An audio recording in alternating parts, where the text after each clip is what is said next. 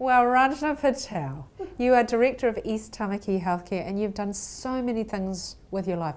Give me the highlights. What stands out in your mind when you reflect on your life? All the high points, some of the low points. I think reality check came very early for me when I married a doctor from overseas, and then coming to New Zealand where I'd never felt any tension of any sort. Right. And then when a professional enters the market, very, very different scenarios. There's no criterias on what you need to do to get anywhere, so you had to find your own way. Once you realise what you need to do, I think we just exceed at what has to be done. And so as soon as, with my husband, needed to pass an exam, he passed it with flying colours, Wow. did what he needed to do. Highlights of it, I've made myself into a position where as the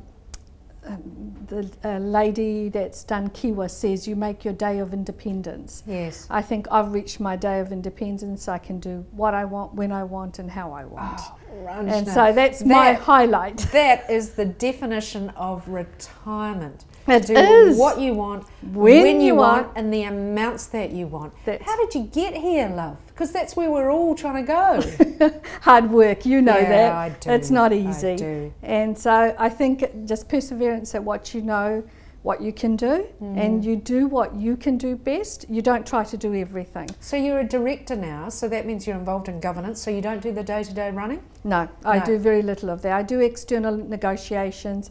I set up programs, so if I can see something, I go ahead and organise it, do it, seek the funding or fund it myself. Fantastic. And get it off the ground. So you've still got things that you feel passionately about, but you don't, it's not exhausting for you? No.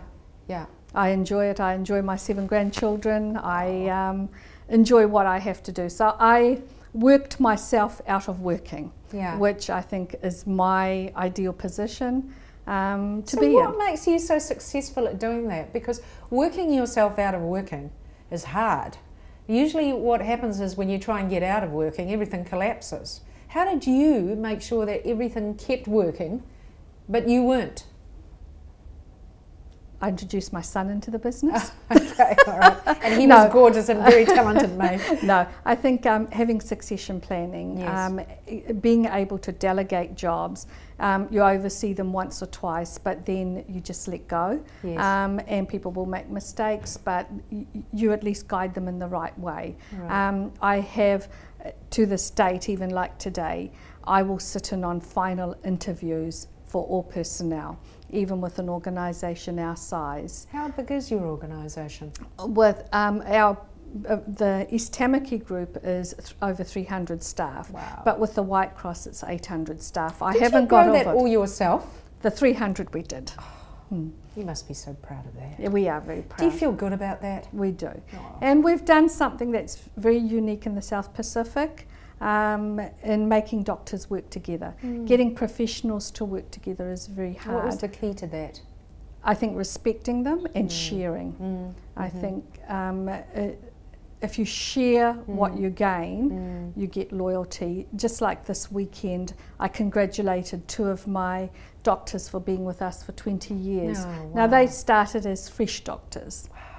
And they've got married, they've had children, and they're still with us. Oh, and those children will become doctors and they'll be working with us. You. That's amazing. So, in terms of your legacy, what are you trying to leave, Ranjna? Well, you've already left a lot. I don't think anyone really leaves a legacy. I think you create something and then it should just flourish, and whoever's at the helm at that stage should be running it nicely. So that's the legacy, that you've built something that will be sustainable and will deliver the quality, and your vision and your mission statement carry the same values. That's the important thing. So you had a bucket list, which was all of these things that you've done. Successful marriage, great family. How many children do you have? 3. 3 children and 7 grandchildren, 6 girls, so I've got to look after the women part. Oh, you do. And then you've made East Tamaki Healthcare so successful. What next? What next?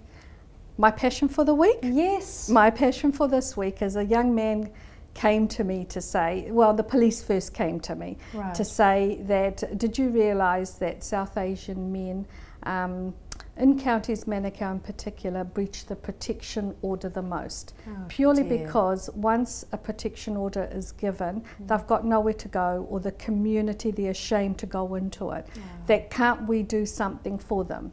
So I've organised 3-4 meetings this week with the Wellington Police, with a gentleman, a Samoan gentleman that runs program for men, to say, okay, let's see what we can do together. So for the next few months, I'll be concentrating on seeing how we can break the cycle of violence, so that domestic violence, because I don't know if you realise, but South Asian women have the highest fatality. So it's not reported, but the end stage comes very quickly. You know, this is so important, this work, because Professor Spoonley was speaking over the weekend at a conference I was speaking at, and the number of Asians coming into New Zealand are predominantly not Chinese, they're Indians who are coming to New Zealand. And so that cultural fit is pretty important here. It is. And I think the culturalisation is the biggest barrier, that they come from very high academic, a lifestyle that's very different from here. And then they come and they're nothing, or their degrees aren't recognised.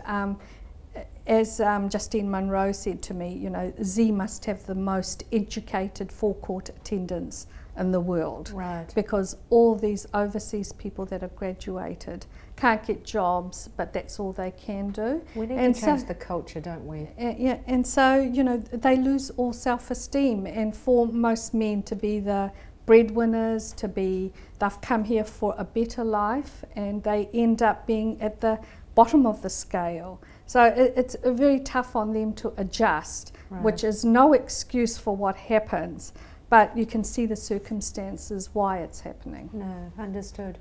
So in terms of what you count as success now, has that changed over time?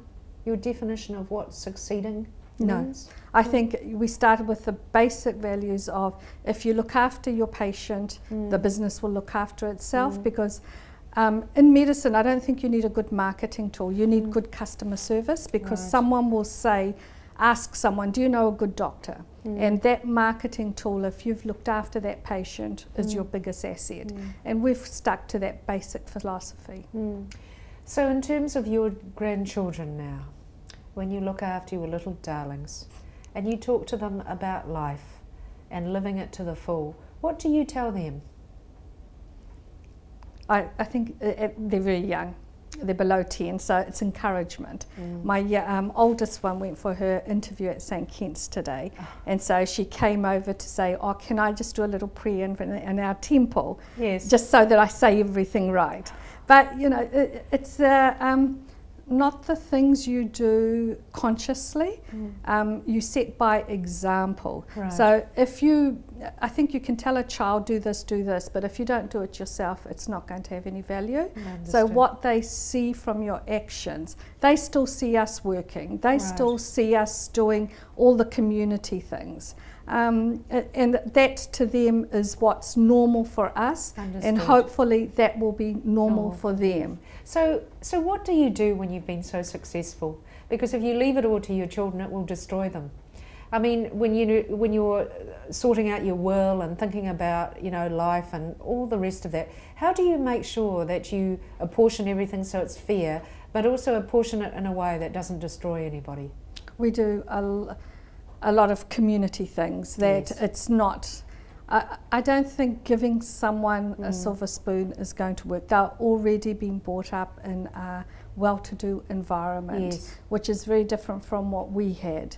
And so they should be able to stand on their own 2 feet. I think none of my children have the expectation that they are not working for themselves. They are working for themselves, they're being successful for themselves. I think whatever we leave them will be icing on the cake. Understood. And I think we've got a vision. We built a temple in Papatoe. You built a temple? In Papatoe, and we've got plans How big is to this make... temple? Well, when we started, it's 6 years old now, and Right. it took us 5 years in the building purely because the plans and so forth to go forward. But in the 5 years, Papatoe Indian population grew by tenfold. So we Wow. outgrew it from day one. And so now our next stage is perhaps a community hall to go with it. Right. And there's a lot of older people that are coming from migrants, parents, that use that as a community hub. Right. So tell me, in the Indian culture, do you talk about death? Do you talk about the end of life?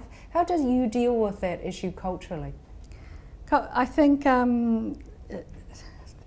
how Indians deal with it is that you have stages in your life. Yes. Now, technically, once you reach a certain stage, you should be getting detaching yourself from materialistic things, Right. and going towards a state where you're one with God. Right. And so leaving your worldly possessions and Yes. your attachments here makes it a lot easier because you're going to a better place. Right.